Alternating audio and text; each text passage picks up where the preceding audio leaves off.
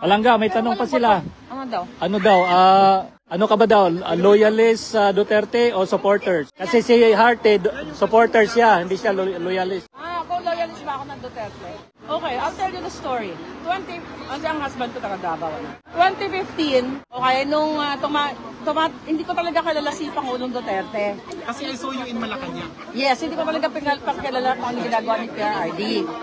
So ngayon, ang kilala ko lang si Inday. Kasi doon sa nag-trending na inano niya yung sheriff. Tuwang-tuwa ako nung nakita ko siya, ganyan-ganyan. So, I really don't follow politics during that time kasi, you know, batang ina, nagbuhay-buhay. Patong 2015, nung tumakbo si PRRD, naaral ko siya.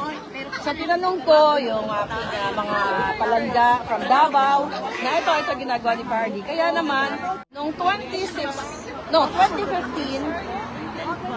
kinontak ko ang lahat ng mga Bisaya, mga Ilonggo, Bisaya sa Southern California. Yes. So doon nagsimula ang aming pagtipon-tipon para i-akampanya ang Pangulong Duterte. Iniikot namin ang iba't ibang mga bahay, iba-ibang mga community para ipakilala ang PRRD sa taong bayan. So yun.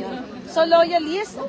Well, I think so. Yeah, that's very loyalist, right? Yes. Loyal ka sa kanila kasi it's not because of their names. Siguro, yung apelyado nila, hindi pa ba loyalista yung ginagawa ko? Dahil yung alignment kasi ng policy ni PRRD. Kasi even yung mga kakilala ko, mga kaibigan ko, ng panahon ni PRRD talaga, tinatanong ko kung kumusta ba, totoo ba yan, na talagang nagbago sa mga kali-kali, no? Oo, nagtatago daw talaga yung mga pushers, yung mga addictus. So I mean, nangingilang sila during the time. Ibig sabihin, effective yung leadership. So, loyalist? Yes, I am. Hindi ko i-deny na dahil for what? Kahit nasa ano pa ako, kahit natutukan pa ako ng kutsilyo or gurgurin pa ako ng mga bangag, hindi ko i-deny na I am a Duterte loyalist. Hindi ko rin i-deny sa inyo, I was a Marcos loyalist, kaso lang nabudol tayo. Kung ano yung support, money, yung effort, yung tulad ninyo, pamasahe, time, na ginawa ko nung panahon ni Marcos, ginawa ko rin naman yun nung panahon ni PRRD kasi 2016, di ba? So, the same thing. Siguro yung ipaglaban natin, it's not about dahil gusto mo lang, parang, kaya maraming tao gusto ko makipaglaban. Di ba? Hindi ganun yun eh. Kahit mag-isa ka lang, makikipaglaban ka, di ba? So, yun ako. I don't care kung isa lang ang tao, 3, 10, 1,000. May mga ganun kasi na parang, uy, ang dami doon join ako. Ako, lumaban ako na mag-isa sa mga bangag. Ang prinsipyo ko, pag kaibigan mo ko, kahit sa dilim, kahit may mga kutsilyo tayong kasalubong, hindi kita iiwanan. Yes.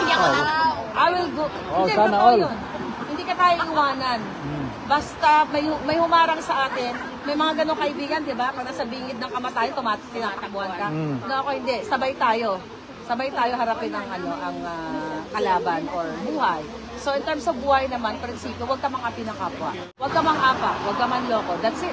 Alright mga kababayan, magandang gabi po sa inyong lahat at welcome po ulit dito sa ating YouTube channel. For today's video, tayo po ay magre-react po dito sa live stream po kay Sir Alvin and Tourism kung saan in-interview po or parang na hot seat nga tong si Madam Maharlika, no? Dito po sa tapat po yan ng ICC. Diyan nga po sa mga kababayan natin nagtitipon-tipon dyan everyday, no? Shout out po sa inyo.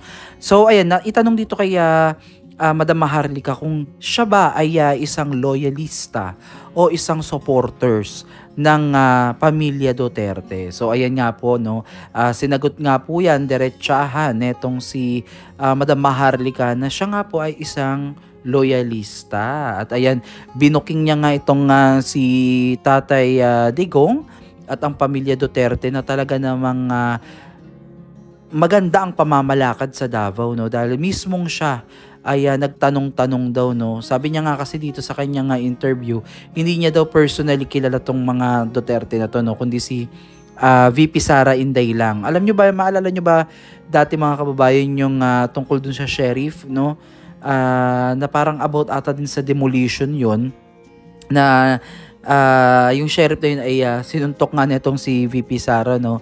So alam mo na tuwa daw dun si Madam Maharlika sa kanyang ginawa. Kaya parang nagkaroon siya kumbaga ng interest, no, na alamin yung background nitong pamilya Duterte, at doon niya napatunayan talaga na maganda yung leadership ng mga Duterte dito sa Davao, kasi talagang yung bumaba talaga siya dyan mismo at nagtanong-tanong, napatunayan niya, maging ang kanyang mga kaibigan, kakilala ay nagpatotoo dito, no, na totoo talaga yung epekto ng Duterte dito sa Davao. At hanggang sa ngayon naman mga kababayan ay masasabi natin na isa sa mga safest place dito sa Pilipinas ay ang Davao, dahil maging tayo ay napatira tayo sa Davao ng almost 1 year din ata yun, no, na tayo po ay umaakyat ng mga bundok na alam naman natin, no, na napakarami po ng NPA doon. Pero sa ating paninirahan doon, pananatili ng mahigit 1 taon, I think, ay tayo po ay hindi man lang nakanti o wala tayong pangamba na naramdaman, dahil nga napaka-safe po, no, kahit na umakyat kami sa bundok mga kababayan, no, na pugad mismo ng mga NPA, yung iba doon ay mga nagbalik loob na sa gobyerno. So talagang napakatahimik, isa kami sa makakapagpatotoo dyan na napakalinis, napakatahimik, at kahit lumabas ka ng gabi, safe, parang kahit magsuot ka ng mga alahas dyan, mga kababayan, yung tipong kahit naglalakad ka ng gabi sa iskinita, wala kang pangamba na baka ikaw ay hold upin, baka ikaw ay isda chan. So, walang ganong moment dito, no. So, hindi ko naman masasabi na 100% ay ganon talaga at walang nare-report na mga krimen. Pero, malaki yung satisfaction, lalo na yung mga turista, na safe po sa Davao at napaka-magagalang po, napaka-galing makisama ng mga taga Davao, no. Talagang mapagmahal sila sa kanilang kapwa. At maging kami na umakyat kami sa bundok at binisita natin din yung mga katutubo nating mga kababayan, yung mga ata. Sa mga nakakakilala sa amin, alam nyo na po yun, no, na nag-charity works po tayo dyan sa kabundukan dyan. Na alam naman po natin dyan, lalo na sa bandang parte ng Pakibato, na kung saan talagang pugad po talaga ng mga NPA. Pero ngayon po ay okay na, no. At yung iba sa kanila, may mga nakausap tayo na mga Bisayang naging NPA noon, mga katutubo na naging NPA noon, na nagbalik loob sila at mababait sila, no, mga kababayan, no. At hindi na sila yung sabihin mong mga haras, mangingikil, hindi ganun. So, isang magandang halimbawa, at laging bukang bibig nila na napakagaling nga daw po ni Duterte, no, ni Tatay Digong, at talagang pinupuntahan daw sila doon. Tapos during Christmas, mga kababayan, ito pa during Christmas, ang mga ata po ay dati bumababa daw po yan sa syudad. Kaya lamang po, 'di ba? Syempre bilang isang katutubo sanay sa bundok 'yan, bibihira lang yan nakakapunta dito sa syudad. So marami sa kanila ang naaaksidente dahil nga hindi nila alam kung paano tumawid. May mga nasasagasaan. Kaya ang ginawa po ng pamilya Duterte that time, sila BP Sara, sila Tatay Digong, sila na po mismo yung naghahatid, sila na mismo yung umaakyat dun sa bundok para magbigay ng mga pamasko sa mga, lalo na sa mga batang katutubo. So nakakatawa talaga. So yung ganitong prinsipyo ni Madam Maharlika, mga kababayan, ito yung dapat yung tinitreasure natin, no, sa isang kaibigan, dahil bibihira lang tayo makatagpo ng ganitong kaibigan na talagang sasamahan ka during your downfall. During your triumph, during your downfall, talagang andyan sila para sa'yo. Hindi mo kinakailangan ng maraming kaibigan, mga kababayan. Sapat na yung isa, dalawa na talagang masasabi nating andyan, na talagang naka-back up sa'yo no matter what happen.